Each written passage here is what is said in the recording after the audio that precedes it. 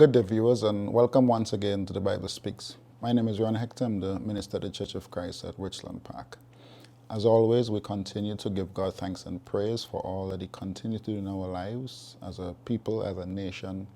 We just need to understand, as His Bible says, righteousness do exalt a nation, and we really want to continue to encourage one another to live righteously, stand for righteousness, do those things that are pleasing in God's sight, and indeed God will see us through. So we are continuing with the book of Jonah. We said, as we concluded last week, we want to see how God go about and just brought Jonah back home. We want to see how God, dealt with him. And hopefully we want to strive to learn something about how God also deals with us today when we do our utmost best to, run away from him. So how does God call us back? We understand, we want to keep in mind that the story of Jonah, the book of Jonah, is a reminder to us of God's infinite mercy. Again, it's a lesson on repentance. The book of Jonah serves as a reminder that this entire world that we are seeing, that we are living in, and all of its natural forces, they are in God's hands. They are in God's hands. And the story of Jonah also reminds us that God answers prayers. We're going to see all that coming out from this book. But as we want to see how God is willing now to do whatever it takes to bring his children back to him. So last week we left off, with Jonah doing his utmost best to run away from God. Or at least, as we said, running away from his responsibilities to God.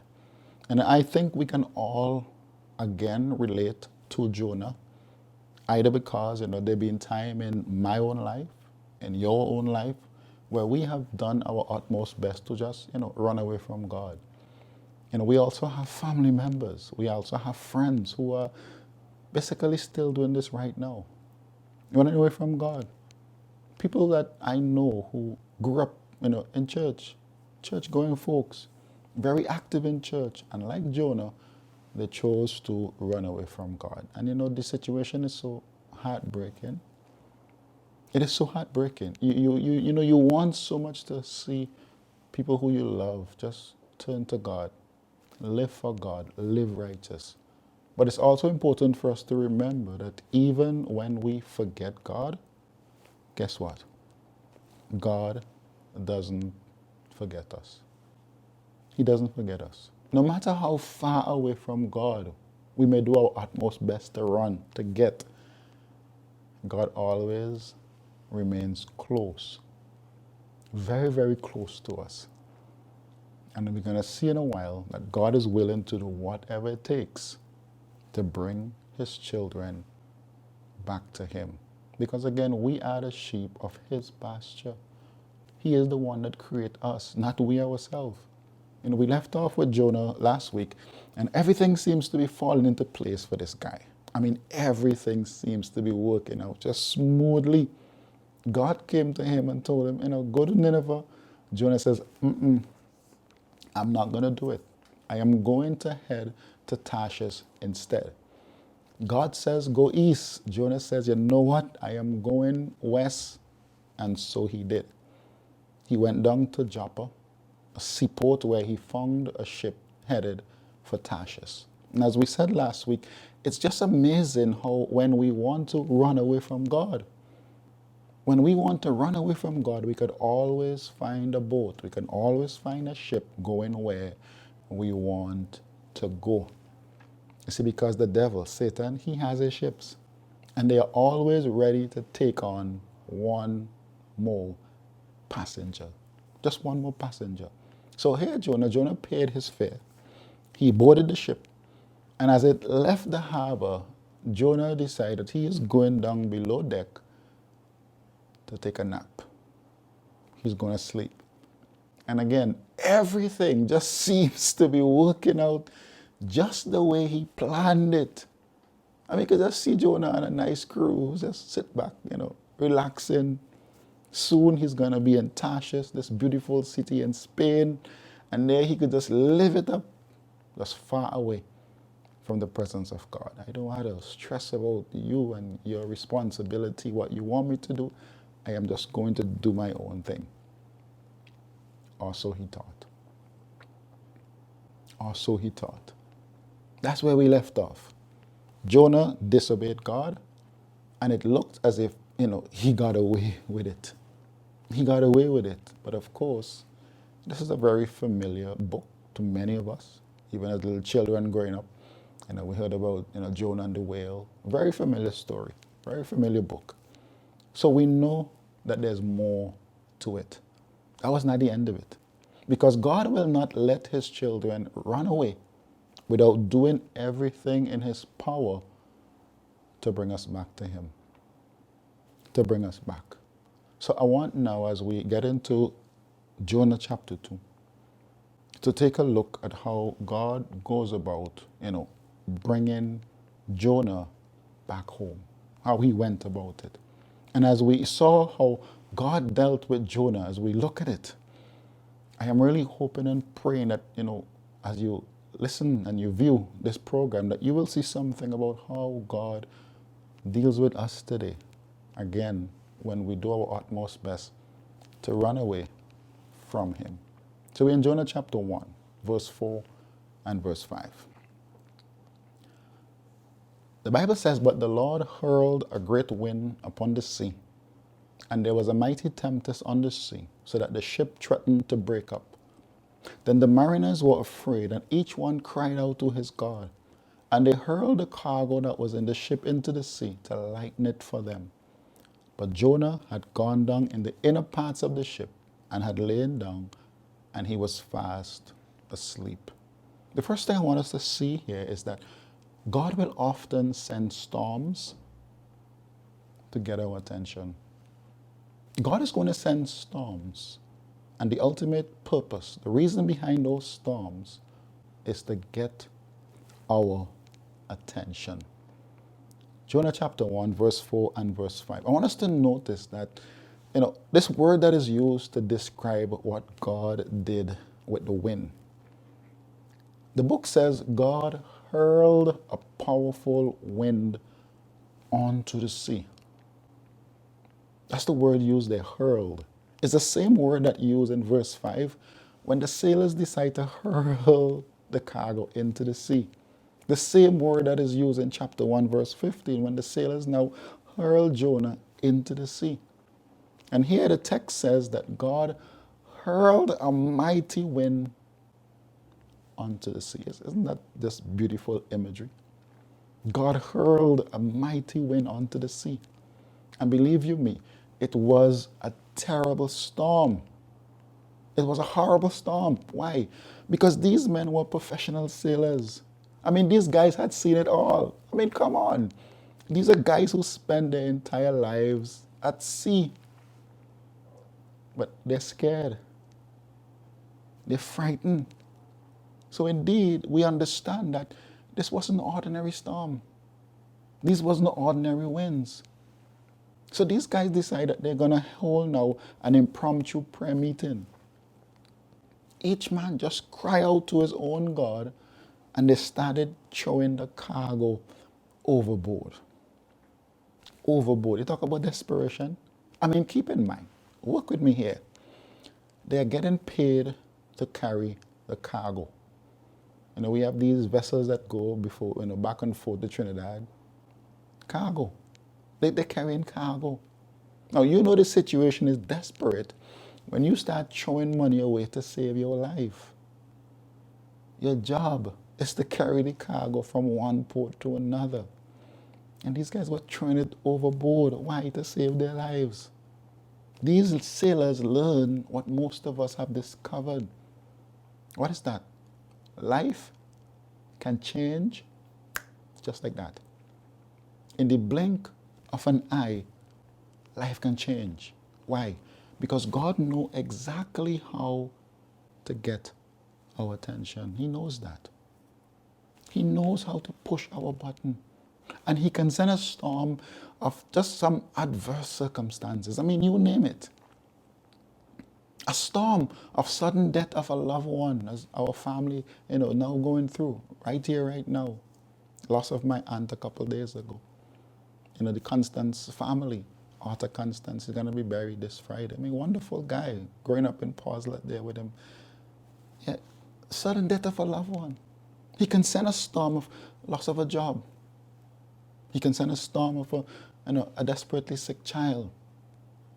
Storm of a volcanic eruption, earthquake. I mean, look at the need in Haiti right now. He can send a storm of the stock market just crashing. You see, the God that we serve is very creative. He can send storms in so many different ways. And when God does that, God is saying, okay, now do I have your attention? You recognize when tragedies strike, how all of a sudden we become so spiritual. People who don't care one thing about God, all of a sudden, we get a wake-up call. Yeah, that's what it does. Now, I'm not standing here and telling you that everything that happened that is bad, is God causing it. That's not what I'm saying. I don't believe that is true. But I do believe that there are times that God may cause or God may allow what we would consider to be something absolutely terrible so that he can fully get our attention. She can get our attention. I mean, even a pandemic. Even a pandemic. It's usually only later that we come to realize that the storm was sent to us because of God's grace, because of his mercy. And that is always step one when it comes to us as prodigal children. Yeah, that's step one. God is going to send a storm to get our attention. That's what he did with Jonah. And again, as we look at what happened to Jonah, it's important that we understand and recognize, wait, that happened to me some time ago also. That could happen to me in the future, so I need to be careful. I need to be mindful. The second thing I want us to see, to understand, to recognize, and to realize is that sometimes God allows others to suffer because of our sins, because of our wrongdoings, because of our foolishness. God sometimes allows others to suffer. Now, notice with me here, everyone on board that ship was in danger. Now, why were they in danger? Because of Jonah. Because of Jonah. You see, Jonah was the wrongdoer. Jonah was the sinner, if you want to call him that, in this situation. It is because of his foolish rebellion. It endangered everyone else around him. You get the picture? Yeah. Because it's important for us to realize that we may be alone when we do our foolishness, our skullduggery. We may be alone when we do our sin. But our sin will always affect other people. Always. It's going to affect our spouse if we're married, our children if we have any, our friends. It's going to affect our family. It's going to affect everybody around us. Every step we take away from the will of God, every move we make that is not in keeping, in line with God's will for our life, God's will for humanity, people around us, they get hurt. They get hurt. And sometimes they now have to bear the consequences for the mistake that, we make. For the mistake we make. But the good thing about, the book of Jonah is that, Jonah, when matters came to him, he says, hey, it's my fault. I did it. I am the one who is to be blamed. And you have to give Jonah credit for that. You give credit where credit is due. Because there may be somebody who's listening right now who need to come to that kind of realization. Because you thought what you did was done in secret. It didn't really hurt anybody. It didn't hurt anybody. But don't fool yourself, please. Don't fool yourself. It may not, hurt somebody as yet, but guess what? It's going to. It's going to. Because there come a time when we need to realize, like Jonah, hey, you know what? I did it. I'm sorry for what I did. Please forgive me. I did it. It's my fault. I am hurting innocent people because of my disobedience to God. And Jonah, he owned up to it. He owned up to it. Also, I want us to see that God will sometimes, send somebody to wake us up. Yeah, to wake us up. Because here is the ship tossing to and fro, creaking, breaking up under the weight of the winds, under the weight of the heavy waves. And as these guys just throw cargo overboard in a desperate attempt to try to save the ship, wait, didn't that guy Pity Faye came with us? Where is he? I mean, here we are, busting our skin to try to survive, to save the ship, to do our best to stay. Where is this guy who came on board, with us? Now, you would think he would be on deck helping the sailors, but he's not. He's down below, and guess what he's doing? He's sleeping. He's taking a nap. Now, honestly, seriously, how in the world could any individual sleep during a terrible storm like that? I mean, it's not like you're in a house and you're bunker down and, the storms are raging, but you're cool. You're on a ship and the ship is going back and forth. I mean, work with me here. How could an individual sleep through something like that? You want to know how? Satan knows how to put us to sleep when the world is crashing in all around us. Yeah. He knows how to put blinders in our eyes.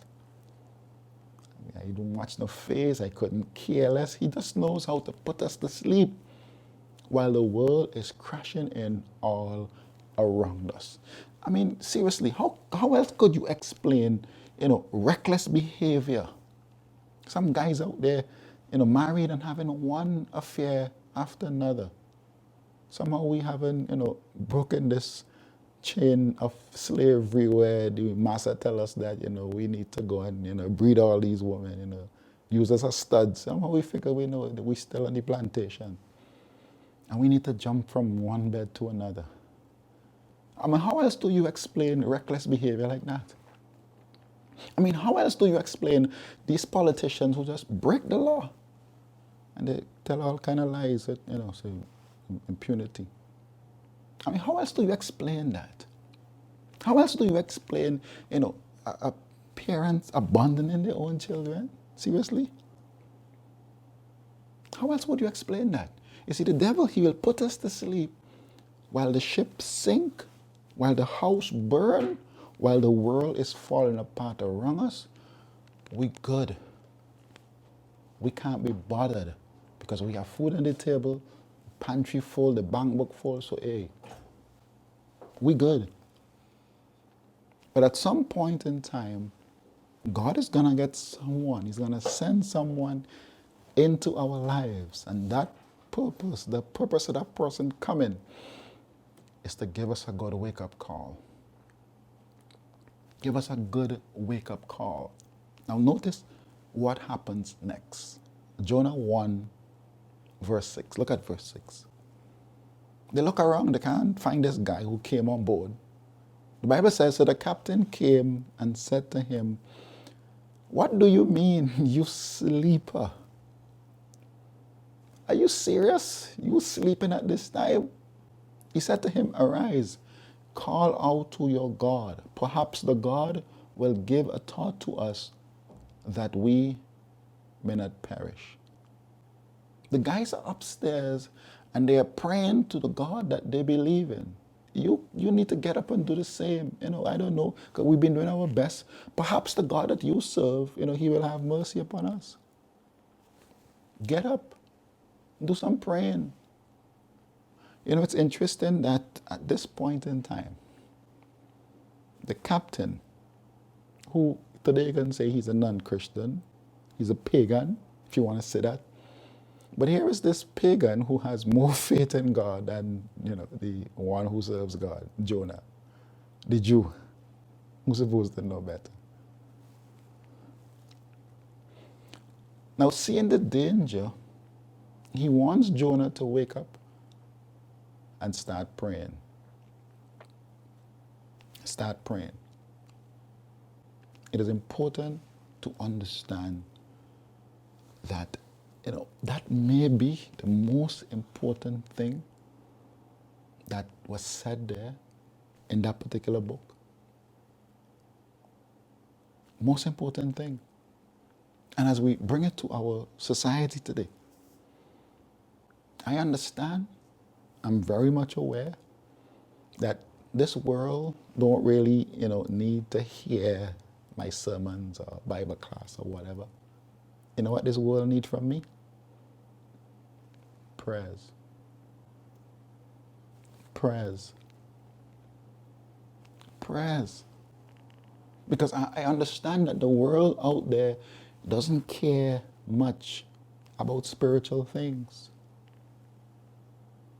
Sad, but true. They don't. They don't. Too many. To them, what we do on Sunday morning and worshiping God, what I'm doing now where the Bible speak is concerned, to most people out there, it just seems boring and irrelevant. Which is why on the Lord's Day, most people will not be found worshiping anywhere. They will not be found. That is true not just for St. Vincent, but for the entire world. Every place on earth. Every place on earth. Most people are not interested in going to church and spiritual things. They stay at home, they stay in bed, they wake up late, they take a walk, they read the paper, they watch TV. They just exist as if, spiritual things in church, and it don't really matter. And I understand that is never ever going to change, no matter how much I preach about it or against it. It's not going to change. I'm aware of that. I'm not a naive individual. I'm not naive.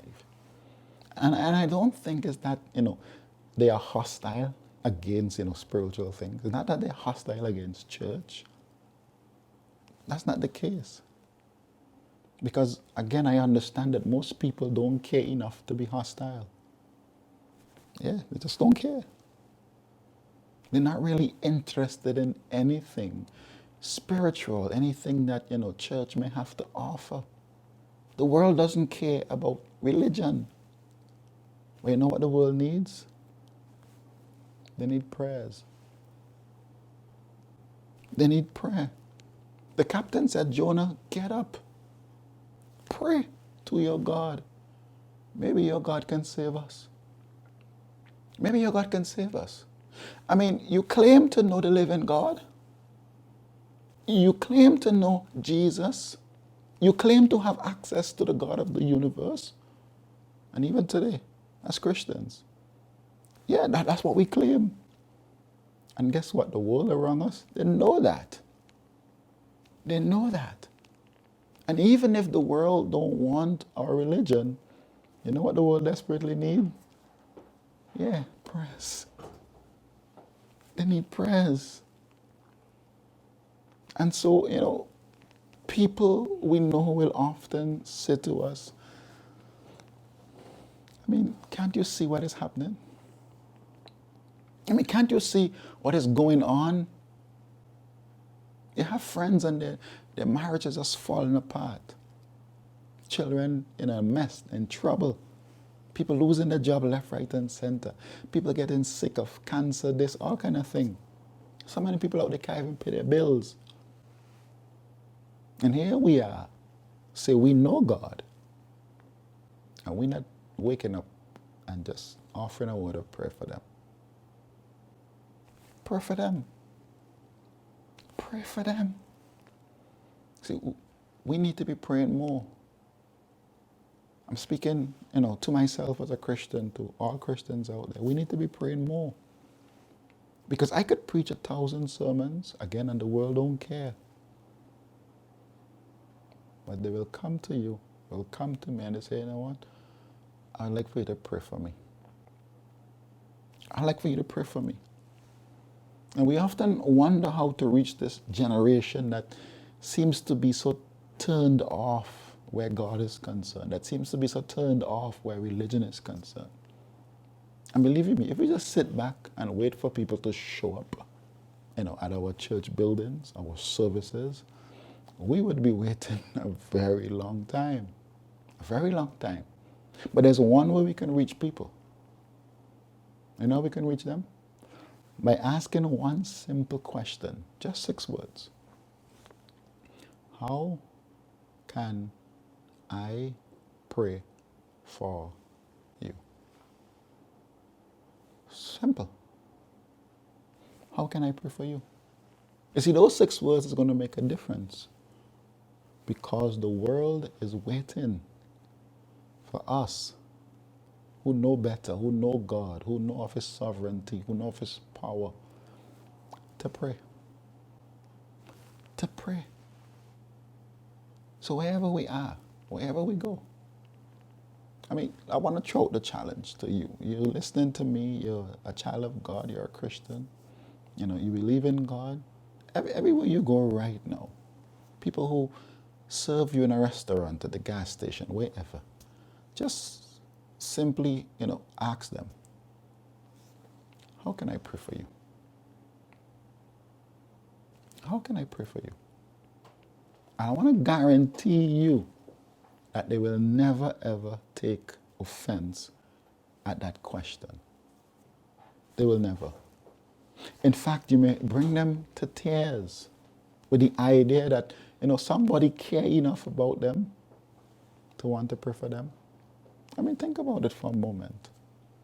Because I know the world can do without my sermons, but they cannot live without prayer. Just cannot. And if they get our prayer, then, maybe someday they might get to listen to a little lesson here, a little sermon there. You never know. Now, I'm not saying to go out, next to the government parking lot, next to the post office and set up some kind of prayer station or, stop everybody inviting them and that pass by. I'm not saying to do that. It's not a bad idea. I've seen folks go out there and they use that and they do all kind of wonderful things with it. But I'm not saying to do that. See, when I pray behind closed doors. I go into my closet, as the Bible says, and I pray. Believe you me, I've been asked many times, why you don't pray before you start the program, why you don't. It's not that I don't believe in praying in public. I rather pray in my closet. I rather pray in my closet. So next week, God's willing, we'll take it up from here. We'll continue from here. But I guarantee you that if you do something like that, people will be just standing in line, just waiting, to be prayed for you to pray for them. And they shouldn't surprise us because, again, people are hurting. People are hurting. My name is Ron Hector. I want to thank you for your time. See you next week, God's willing.